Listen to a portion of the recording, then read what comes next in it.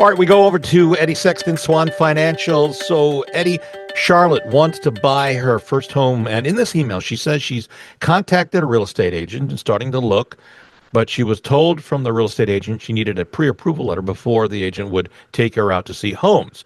And this is common, and I think it's important that we point out that getting pre-approved for the home that you can buy is the first step because you really don't know what you can afford, right, Eddie? That's the first step in this thing, correct?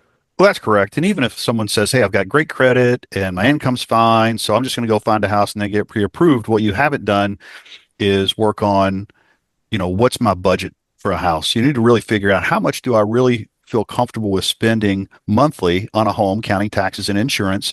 And then a good mortgage person can help you identify based on that number and how much cash you want to put down.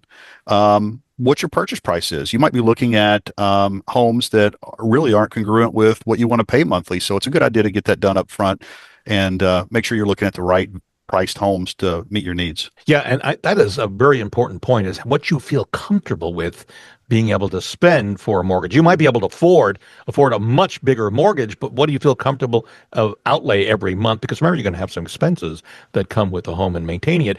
But Charlotte did want a follow-up here. She wanted to know, what does a pre-approval letter involve? What's needed for her to get a pre-approval letter? Eddie? Typically, pre-approval letter will consist of an application where we've got all your personal information. We're able to pull your credit. And then we're going to want to see your income, whether if you're self-employed, it'd be full tax returns. If you're a W-2 employee, it'll be W-2s and pay stubs.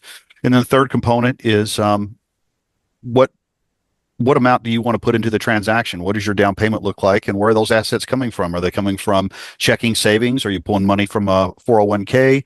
And, based on credit and income and assets, we can figure out, where you want to land as far as purchase price and mortgage approval. A reminder, you can see a replay of the show, both see it and hear it, by going to LouisvilleAnswers.com. That's LouisvilleAnswers.com. That is a redirect from to our YouTube channel, which has a lot of information there. And also another reminder, if you're thinking of selling your home, we have a free no obligation booklet that has hundreds of useful tips. Send me an email, bob@WeSellLouisville.com. And then in the subject line, just put selling tips, and then I'll send that right back out to you.